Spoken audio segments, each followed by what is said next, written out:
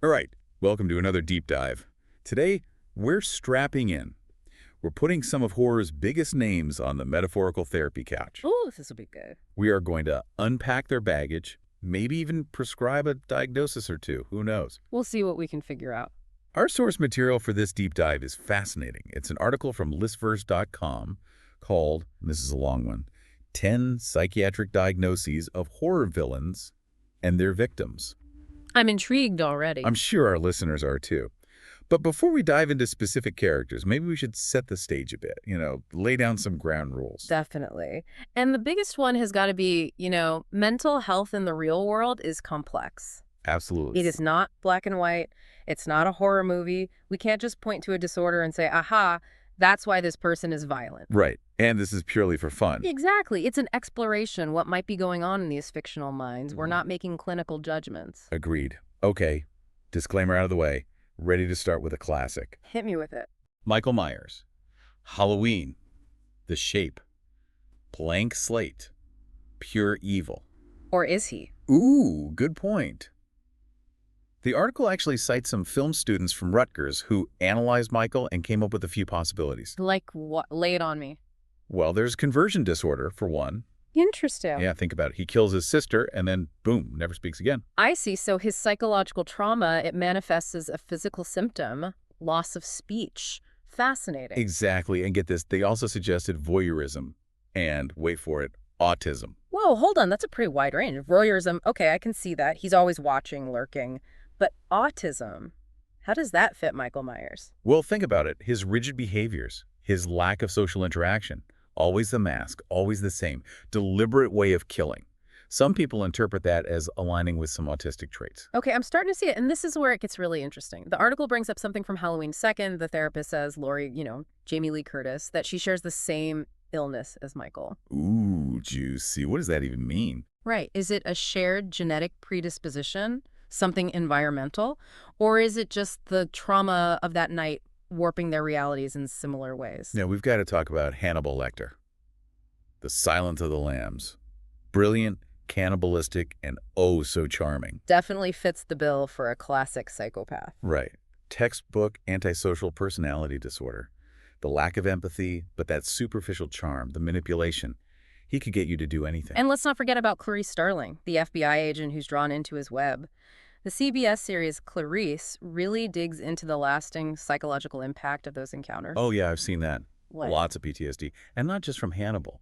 They bring her childhood trauma into the mix, too. It's a powerful exploration of how trauma, from any source, can linger and shape a person, even someone as strong as Clarice. Switching gears a bit, ready to enter the dream world? Lead the way. Freddy Krueger. Nightmare on Elm Street. The man of your nightmares, literally. Okay, so we've got the obvious revenge motive. Freddy going after the parents who burned him alive. But I feel like there's something deeper, something darker at play here. Yeah, you're thinking about the fact that all his victims are teenagers and that he often kills them in their beds. It's pretty disturbing. Right, there's this implication of, well, I don't want to say it out loud. I hear you. And then there's Nancy Thompson, the final girl. Freddy seems to have this strange fixation on her. It's like he almost wants her to figure him out. And Nancy herself. She's clearly dealing with some heavy psychological stuff. The nightmares, her intuition, almost like she's tapping into some repressed memories, some trauma that connects her to Freddy in ways she doesn't even understand. A Nightmare on Elm Street really makes you think about the monsters we create, the ones that haunt us from within. All right, ready for a change of pace? From psychological horror to something a little more, well, visceral. Bring it on. Leatherface, Texas Chainsaw Massacre.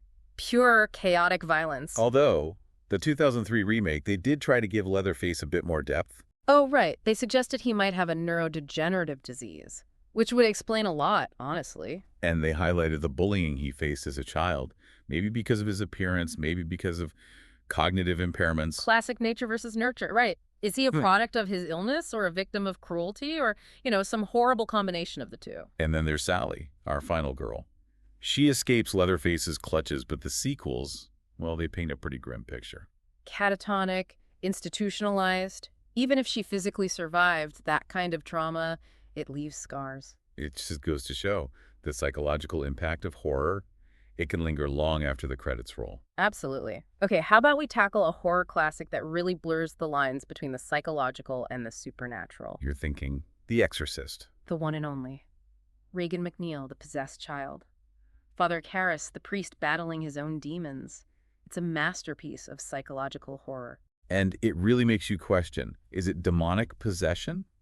Or is it a manifestation of Regan's emotional turmoil, maybe stemming from her parents' separation, her own sense of isolation? And Father Karras, struggling with guilt over his mother's death.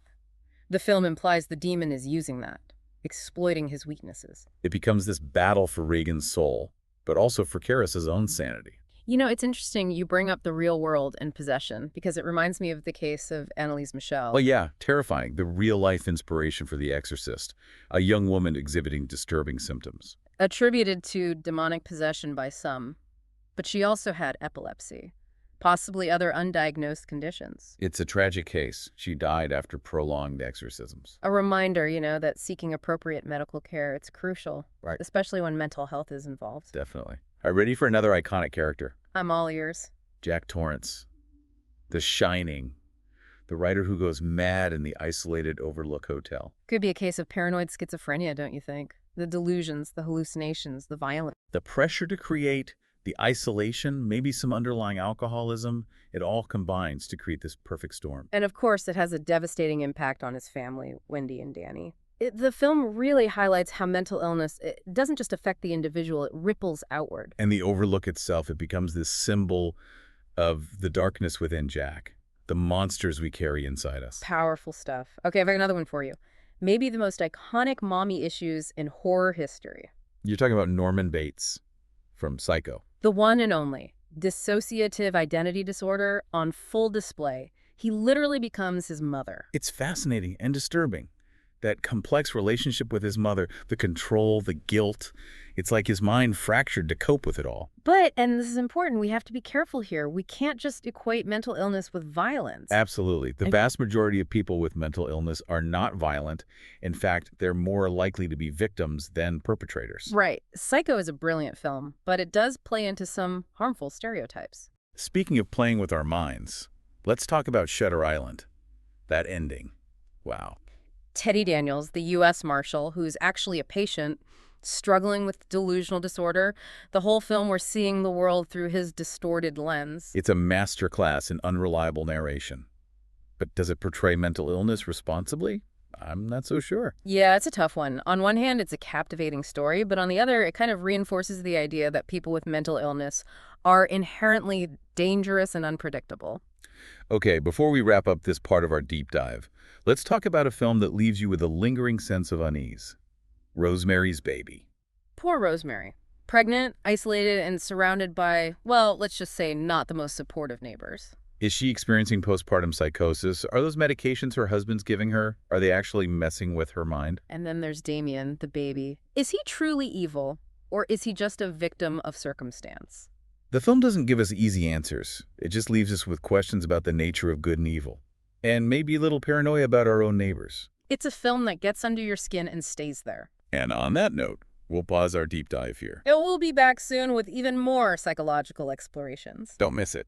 Welcome back to our deep dive into the minds of horror villains.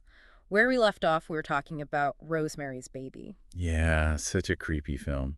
Makes you wonder what's really going on. Is it all in her head?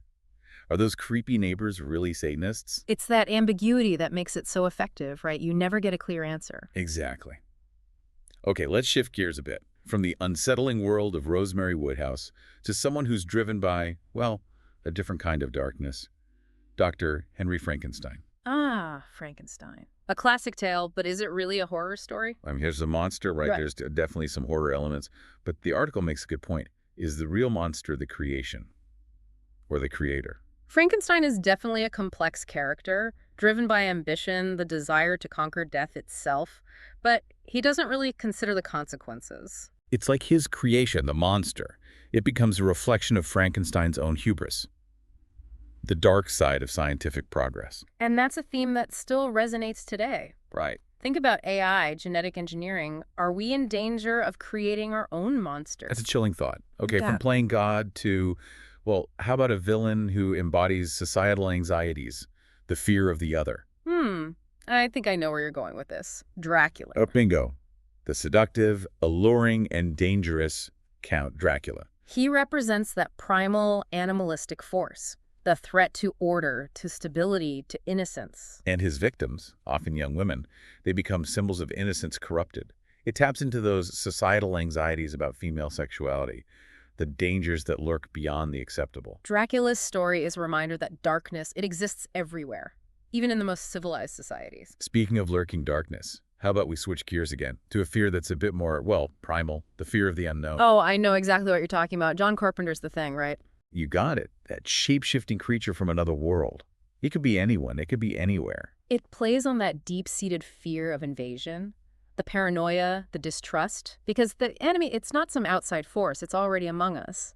The Thing is a masterclass in suspense and atmosphere. It makes you question everything you see, everyone you trust. It's like the ultimate test of human nature. What happens when we're faced with the truly unknown? Do we turn on each other? Do we succumb to fear? It's a chilling thought. You know, it's interesting. All these villains we've talked about, they tap into such fundamental human fears. That's the power of horror, isn't it? It reflects our anxieties back at us. It's like holding up a mirror to society. Exactly. And maybe by facing those fears, even in a fictional setting, it helps us process them, makes them a little less scary in the real world. It's a cathartic experience. All right, ready for another iconic villain? Hit me. Pennywise. The dancing clown from Stephen King's It. Okay, so clowns, why are they so inherently creepy? I don't know. It's like they're supposed to be fun, joyful, but that just makes their potential for darkness even more terrifying. And Pennywise, he takes it to another level. He's not just a creepy clown. He's whatever you're most afraid of. He's the embodiment of your nightmare. And he preys on children, which makes it even more terrifying. Yeah. It taps into that primal instinct to protect the vulnerable. It is more than just a monster movie, though, right? It's about facing your fears, overcoming trauma. Exactly. It's about the power of friendship, of facing your demons together. Yeah. Now, from childhood fears to something that hits a little closer to home, let's talk about The Babadook. Ooh, yes. The Babadook. Such a powerful film. And it uses the horror genre to explore some very real issues. Grief, loss, the challenges of motherhood. The Babadook itself, it's not just a monster. It represents the mother's repressed grace, her anger. It's like this dark force that's threatening to consume her from within. And the film, it doesn't shy away from the difficult aspects of motherhood. The exhaustion, the frustration, the feeling of being overwhelmed. The Babadook is a reminder that sometimes facing our demons, no matter how scary they seem, it's the only way to heal. Speaking of confronting uncomfortable truths, how about we talk about Get Out? A film that brilliantly uses horror to address racial tensions. It takes those everyday microaggressions, those anxieties, and amplifies them, turns them into this incredibly effective horror experience. It exposes the insidious nature of systemic racism, how it can infiltrate our institutions, our relationships, even our own minds. Get Out is a film that challenges us to examine our own biases, to confront those uncomfortable truths about the world we live in. Powerful stuff. Okay, ready for a trip to Sweden? Let's do it. Midsommar. A film that takes us deep into the unsettling world of a Swedish cult. It's so unsettling because it subverts your expectations. You've got this idyllic setting, the beauty of the Swedish summer solstice. But beneath the surface, there's this darkness, this brutality. And Donnie, the main character, she's already dealing with so much grief and trauma. She's vulnerable. And the cult, they exploit that. They offer her this sense of belonging, of purpose. It's a reminder that sometimes the most terrifying monsters, they're the ones who appear the most welcoming. And we're back. Back for the final leg of our deep dive into the twisted minds of horror villains. I'm ready for more. Where are we headed next? Well, how about from the Swedish countryside to the depths of space? Ooh, intriguing. Which villain are we analyzing? The Xenomorph from the Alien franchise. Ah, yes. The perfect organism. A biomechanical killing machine. It's like a nightmare brought to life. Pure primal fear. It's the ultimate unknown, right? This alien creature, we can't comprehend it, we can't control it, and the way it uses human bodies as hosts, it's just, I don't know, it's a violation. Definitely taps into some deep-seated fears, the fear of invasion, of our bodies betraying us. And the Alien films, they go beyond just a monster movie. They explore these big questions about the nature of humanity. What happens when we encounter something truly alien? Okay, let's switch gears again. From the vastness of space to a much more familiar setting, Suburbia. Ooh, Suburbia can be pretty scary, too. You're telling me? I'm thinking about Annie Wilkes from Misery. Ah, yes, the obsessive fan, the one who takes her love for her favorite author a little too far. To say the least. He kidnaps him, tortures him, forces him to write according to her whims. It's a classic case of fandom gone wrong, the parasocial relationship taken to a terrifying extreme. She becomes convinced that she has this special connection with Paul, the author. And when he tries to break free, well, that's when things get really dark. It's a reminder, about boundaries, about the dangers of unchecked obsession. It can happen to anyone. And it makes you think twice about those online fan communities. Oh, absolutely. You never know who's lurking out there. Okay, ready for a villain that embodies a very modern anxiety. Lay it on me. HAL 9000 from 2001, A Space Odyssey. Ah, the sentient computer. That calm, soothing voice that turns deadly. He represents our anxieties about artificial intelligence, about technology turning against us. And the film, it's decades old, but it feels more relevant than ever. Right. As we become more and more reliant on AI, on algorithms, what are the ethical implications? What happens when we lose control? HAL 9000 is a cautionary tale, a reminder that we need to be mindful of the potential consequences of our creations. Okay, ready to confront the ultimate villain. Uh-oh. Sounds serious. It is. It's death. Wow. Going deep here. I'm thinking of Ingmar Bergman's The Seventh Seal, the knight playing chess with death. It's a powerful metaphor for our own struggle with mortality. And the film, it doesn't portray death as this evil being. It's more like a natural force, a part of life's cycle. It encourages us to confront our fears, to find meaning in the present moment, knowing that our time is finite. That's a powerful message. So, as we wrap up our journey into the minds of horror villains, what have we learned? Well, we've seen how these villains, they tap into our deepest fears, our anxieties, but they also reflect something about ourselves, about our society. And maybe by understanding them, we can understand ourselves a little better. Exactly. Horror can be a mirror. It can be a warning. And sometimes it can even be a source of comfort, knowing that we're not alone in our fears. So the next time you watch a horror film, don't just jump at the scares. Think about what those monsters represent, what they say about us, about the world we live in. Keep exploring, keep questioning, and never stop diving deep.